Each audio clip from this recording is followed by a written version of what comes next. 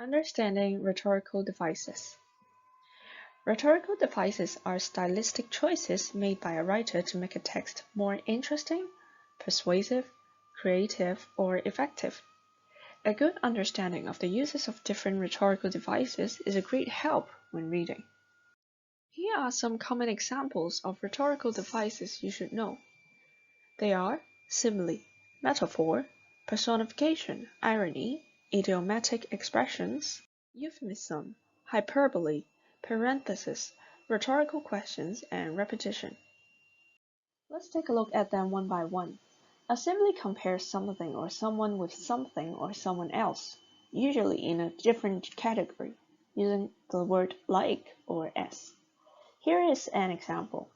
Tracy smokes like a chimney. So here, Tracy is compared with a chimney. Not saying Tracy is really a chimney, but she has got some features similar to a chimney.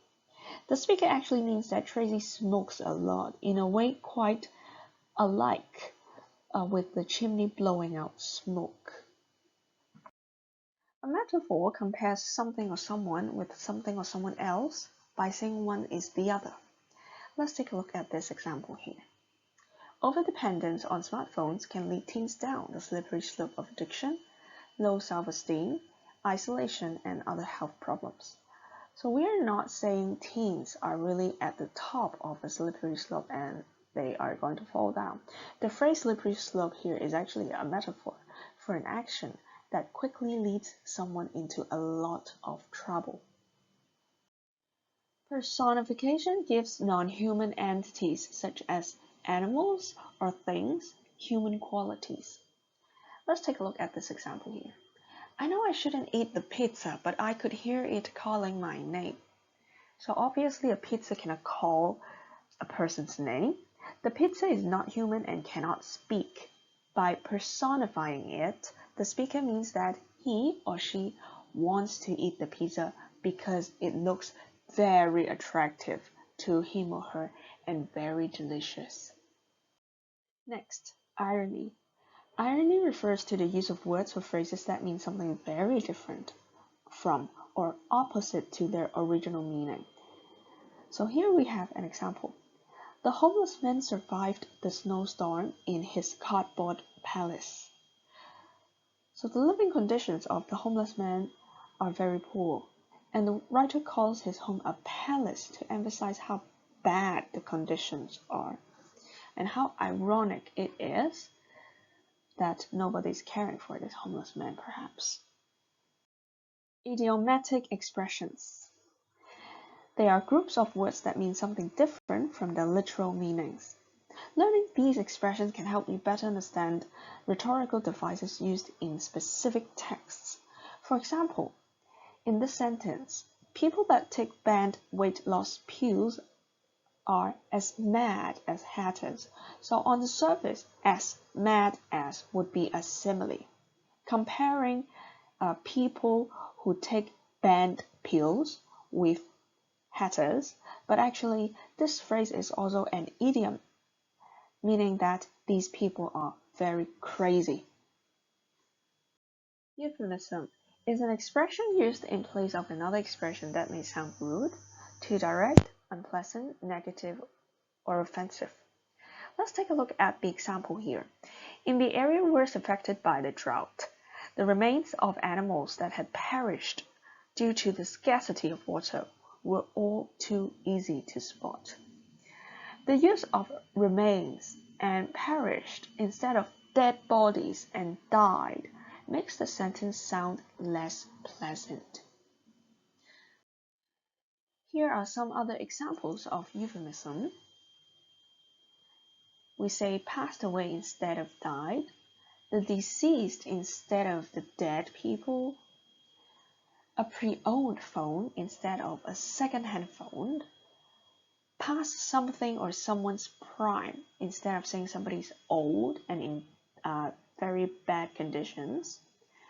We use the word low income instead of poor, hearing impairment instead of deafness, the disabled instead of handicapped people. Next, we have hyperbole. which means exaggeration. A hyperbole is a statement or claim of exaggeration. This is often done for emphasis, humor, or other effects that create a bigger impact than just stating the information as it is. In this example, plastic products such as bags and wrapping take forever to break down, stuffing landfills with unnecessary waste. Well, in reality, the breaking down of plastic products is finite, and it does not actually take forever. Well, the writer is trying to emphasize that it takes very long. That's why he or she has used the word forever. Next, the parenthesis. A parenthesis is a word, phrase, or statement usually placed between dashes or in brackets, which interrupts a sentence with the purpose of giving extra information such as further explanation or examples. Let's take a look. Every day, defunct electronic products containing harmful substances, lithium, cadmium, mercury, and numerous other heavy metals are discarded into landfills, greatly damaging the environment. The words highlighted are put in a pair of dashes, giving extra information to what harmful substances the writer wants to mention. The next rhetorical device is very commonly found in reading texts, which is called the rhetorical question. A rhetorical question is a question that has an obvious answer, or one that the speaker or writer is going to give an answer to. This is usually done to draw attention of readers and add emphasis to something. Let's take a look at the first example. Who would gaze at this photo of a skeletal polar bear scavenging for food at a vast garbage dump and not feel deep sadness? The writer does not want a list of names, but is instead implying that everyone will be saddened by the photo in question. In the second example, but who is to blame for the mass coral bleaching? We all are. Rather than expecting the blame to lie with a specific person or party, the writer answers this rhetorical question to draw the reader's attention to their opinion that everyone is responsible.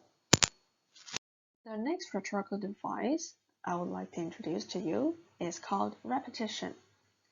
Repetition means the same word, phrase, clause, or sentence is repeated to make something more compelling or memorable. Let's take a look at the example. To those who ask when we should act to save the environment, I say to them, now's the time. Act now. The time is now. The word now has been repeated 3 times. The speaker repeats the word now to emphasize the urgency of the need for action.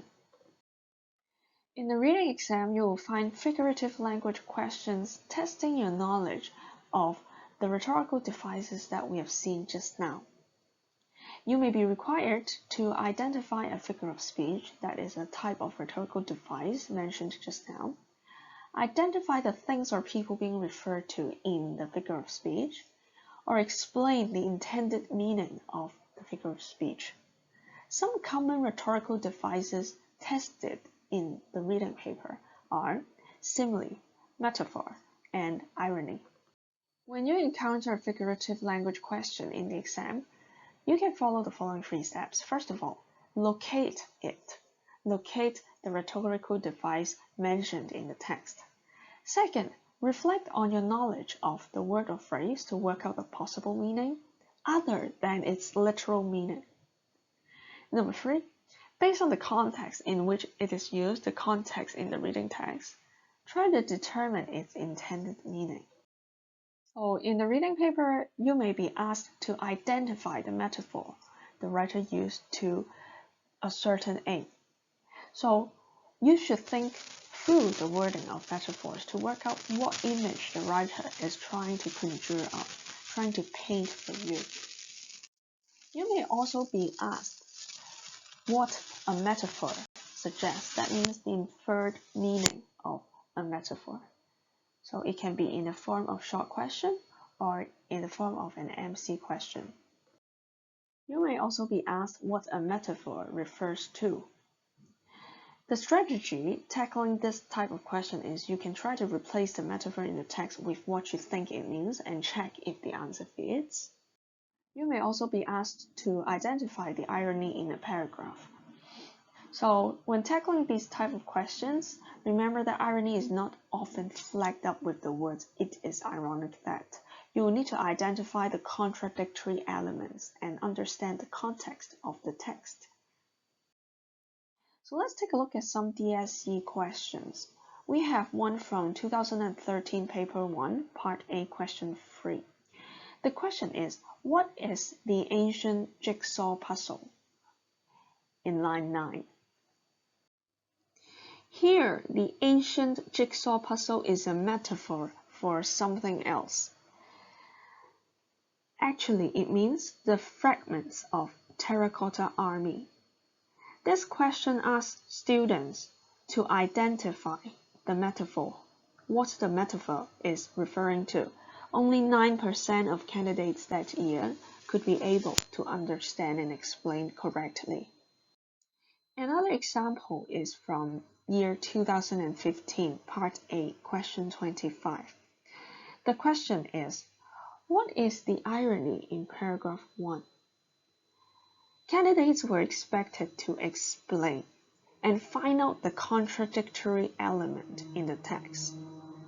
The answer is actually, Daniel is one of the most influential foreign correspondents, but also one of the least known.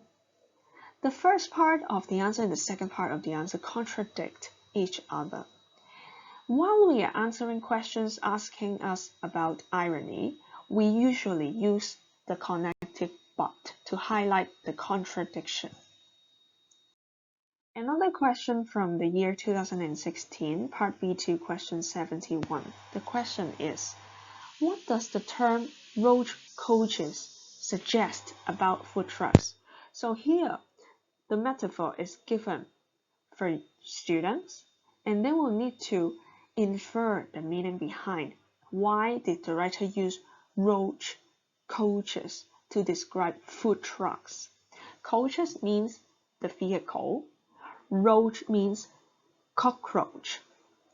So students should answer because they are dirty. So they can also understand the meaning using the context.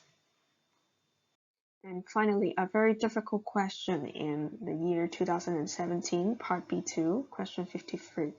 Students are asked directly to identify the metaphor used in the text to describe millennials. So the answer is natives in a society that is dominated by modern technology. Well, they need to explain the meaning of this metaphor as well. So only very few students were able to answer this correctly. They were expected to explain what native means. The elements of bringing up or growing up should be mentioned in this answer. So, looking through some of the past paper questions, we know that actually you will be asked about different rhetorical devices. Great job! You have learned about different rhetorical devices and how to infer their meaning in reading texts.